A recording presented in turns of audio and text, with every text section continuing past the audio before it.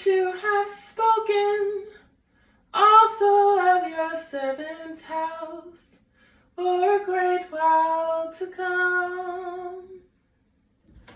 And this is the manner of woman, O Adoniy Yahuah.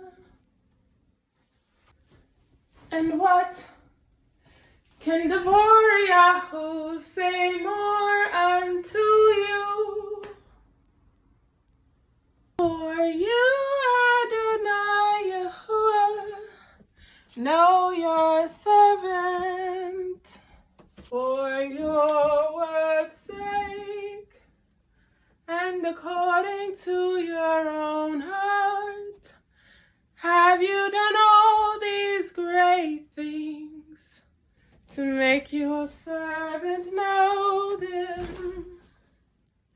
Wherefore you are great, O Adonai Yahuah, for there is none like you, neither is there any Adonai beside you, according to all we have heard with our ears.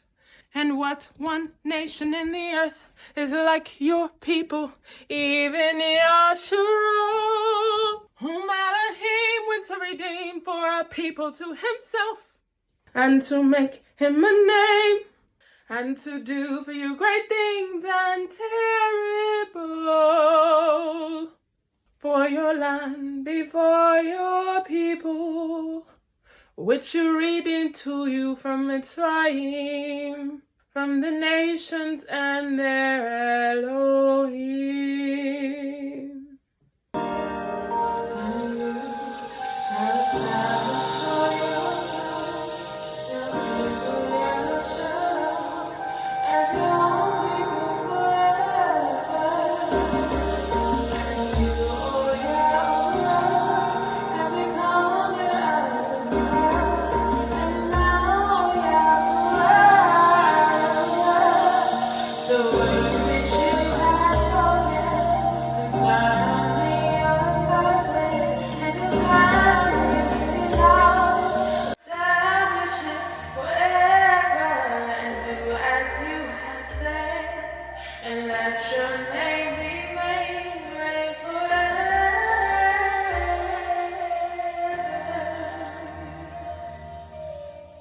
Saying Yahuah of hosts is the Yahuah over Yasharal.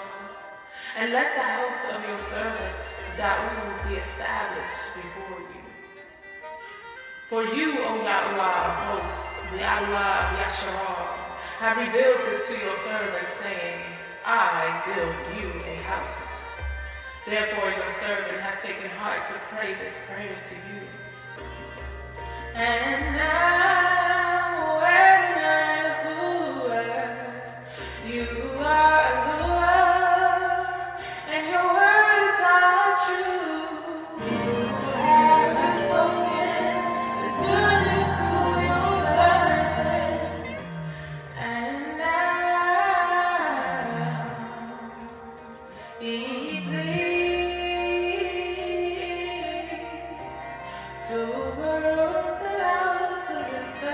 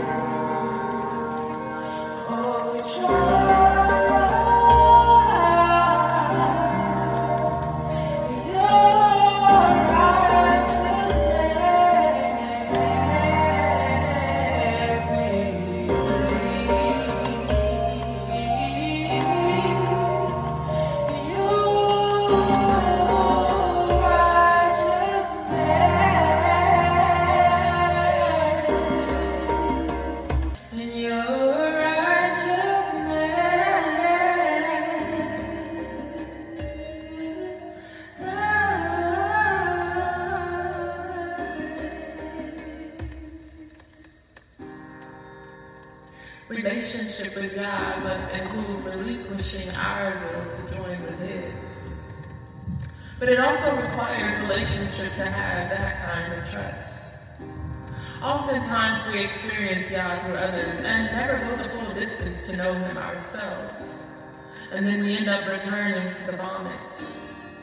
The children of Yahusha were always doing this.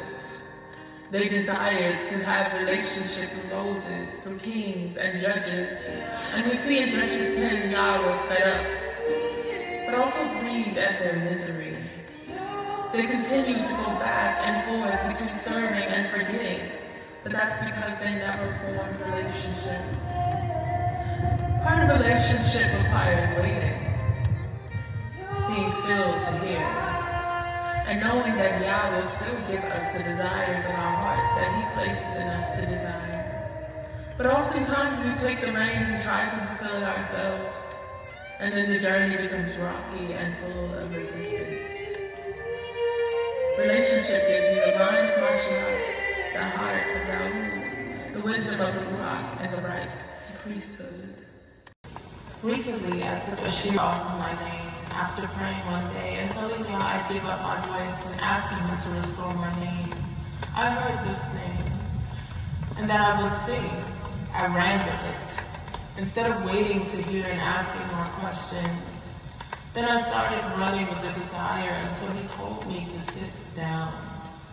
I couldn't understand why. He kept telling me I would sing a new song, but not allowing me to sing. It wasn't until recently that He guided me to the understanding through an Yahuah of mine. I took a name that He was saying to purge out of me so that I could sing for Him. Why is this important? I was hasty.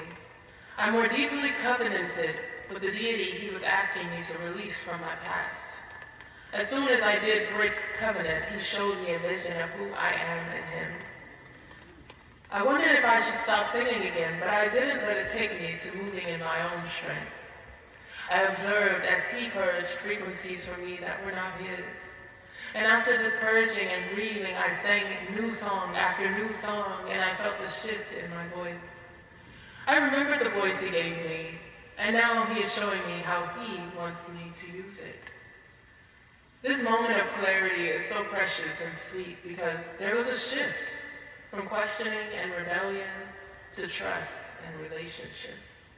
And when He led me to Daud's prayer in 2 Samuel 7, I saw a heart of a child that was ready to receive his father's correction and judgment with joy, and then pivot to allow it.